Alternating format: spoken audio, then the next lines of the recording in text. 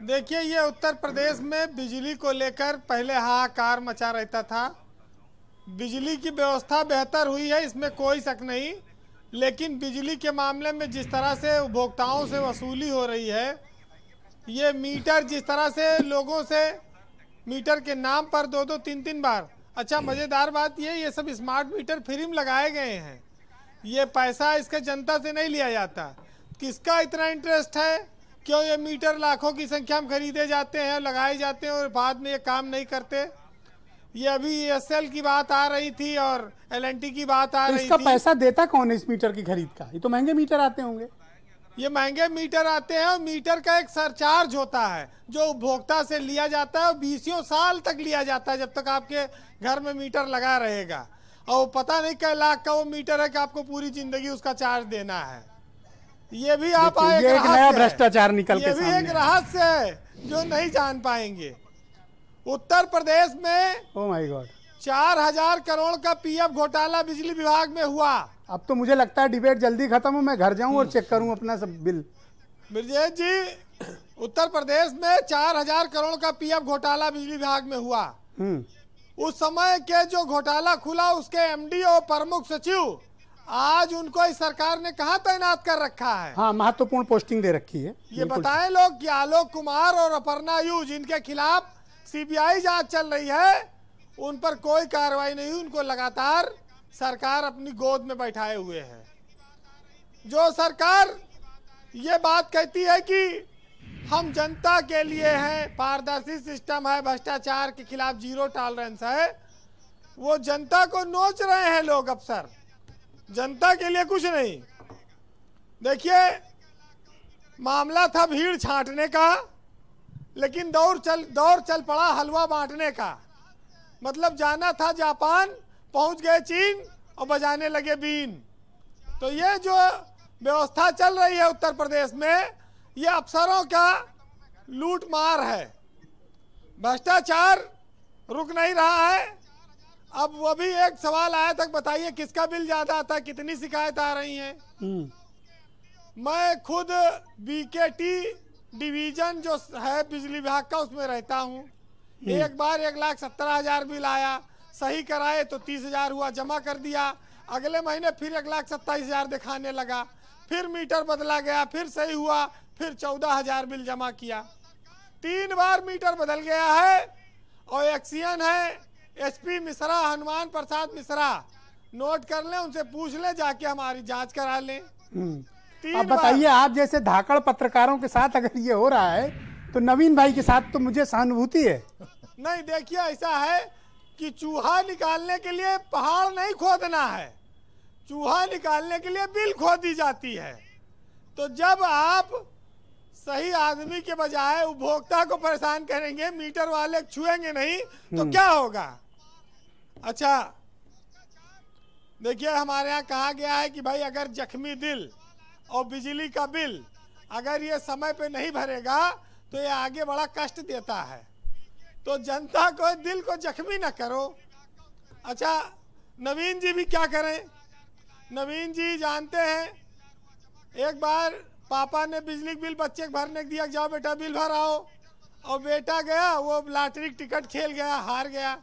शाम को लौटा तो पापा पूछे बिजली बिल जमा किए? तो उन्होंने कहा, बच्चे ने नहीं पापा। फिर पापा ने बहुत मारा बच्चे को।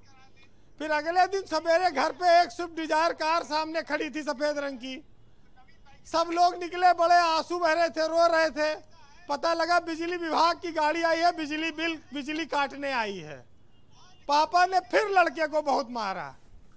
तो हमारे यहाँ सिस्टम ही ऐसा है, आप कुछ कर नहीं सकते। बिजली कट गई, पूरा घर अंधेरे में चला गया। पर ये तो संगठित भ्रष्टाचार है ना, कि आप 30% ज्यादा वसूलें। देखिए, इसमें ना नवीन जी का दोष है, ना बीजेपी सरकार का। भाई, सरकार ने अच्छे दिन का वादा किया था, अच्छी रातों का वादा नहीं किया था। तो अगर बिजली की वजह से कष्ट है, बिल ज्यादा आ रहा है, इसका वादा नहीं था, तो सरकार को ना कोसे कृपया। कुल मिला के ये है। अच्छा, वो एसटीएफ वाली जांच का क्या हुआ? और ये 30% ज्यादा मीटर जो जंप हुए, उसका जो मेरे हिसाब से भ्रष्टाचार है, प्रभात के हिसाब से जंप है वो।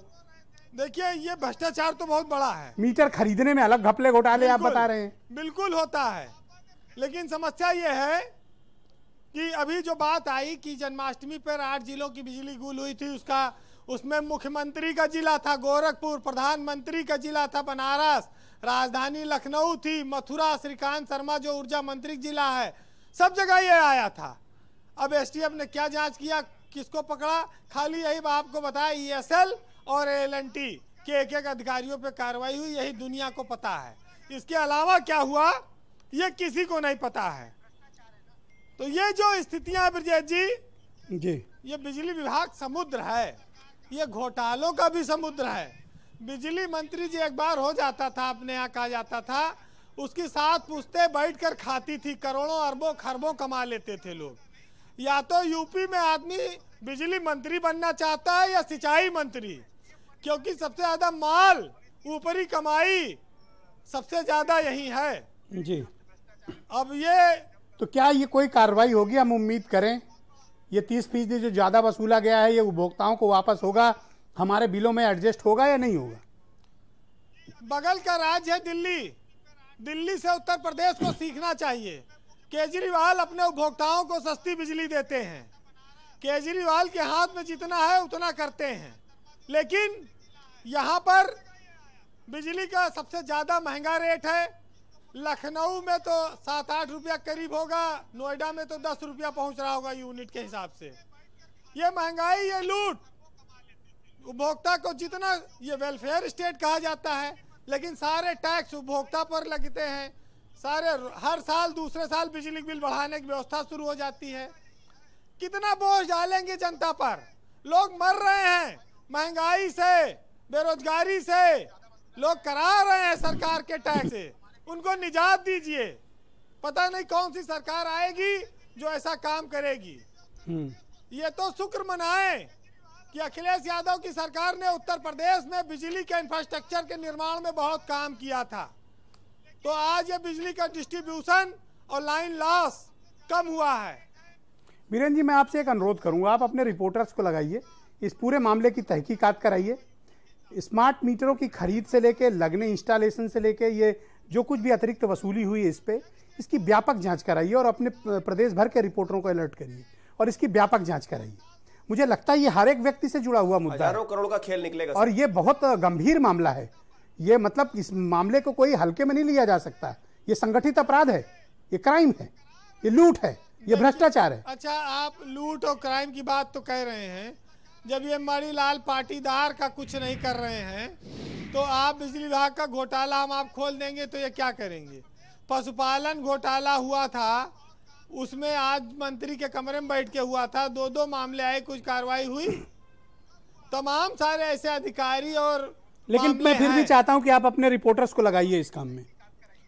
चलिए, जनहित का मुद्दा है। उत्तर प्रदेश की जनता का कष्ट या उसका पेट भी पैसा अगर हम बचा सके। ब्रजेश भाई क्यों वीरेंद्र जी को दिक्कत में डाल रहे हैं? नहीं, अगर एक ने जो है वो घोटाला पकड़ा था पत्रकार ने, तो उसके साथ क्या हुआ? आप चिंता ना करें वीरेंद्र जी, गोस्वामी नहीं है। एक सेकंड प्लीज, हिलाल भाई नहीं, आप मुद्दे को न भटकाएं। वीरेंद्र जी कंप्लीट करिए, वीरेंद्र जी कंप्लीट करिए।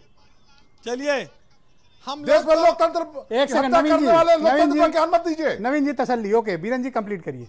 उत्तर प्रदेश की जनता को अगर मीडिया के माध्यम से 1 रुपए का भी फायदा हो तो वो काम हम करने को तैयार हैं। उत्तर प्रदेश के उपभोक्ताओं को अच्छी बिजली मिले, हर सरकार की कोशिश होनी चाहिए, लेकिन अगर भ्रष्टाचार से और दूसरे ढंग से उनको लूटा जाएगा तो स्वाभाविक ही बात उठेगी। स्मार्ट मीटर गड़बड़ी कर रहे हैं तो इस सरकार की जिम्मेदारी है उन पर कार्रवाई करे। बिजली महकमा ब्रजेश जी बहुत बदनाम महकमा है, और इसी बदनामी पर एक साहित्यकार ने लिखा था कि इतने बदनाम हुए हैं हम तो इस जमाने में, और तुमको लग जाएंगी सदियां हमें भुलाने में, और ना तो पीने का सलीका न पिलाने का शऊर, अब तो ऐसे लोग चले आते हैं मैखाने में। जी बहुत बहुत शुक्रिया आपका वीरेंद्र जी, बहुत बहुत धन्यवाद। नवीन जी, मैं आपसे जानना चाहता हूं कि जब स्मार्ट मीटर में इतनी गड़बड़ियां सामने आ रही हैं, इसकी खरीद का प्रकरण भी अभी वीरेंद्र जी ने आपके समक्ष रखा, बिजली का बिल भी अधिक आ रहा है, 30-30% ज़्यादा आ रहा है, इस मामले को दबाने के बजाय आप त्वरित कार्रवाई क्यों नहीं कर रहे हैं? ब्रजेश जी, निश्चित रूप से देखिए, आप 2017 से देख लीजिए, जब से उत्तर प्रदेश में योगी आदित्यनाथ जी की सरकार आई है, भ्रष्टाचार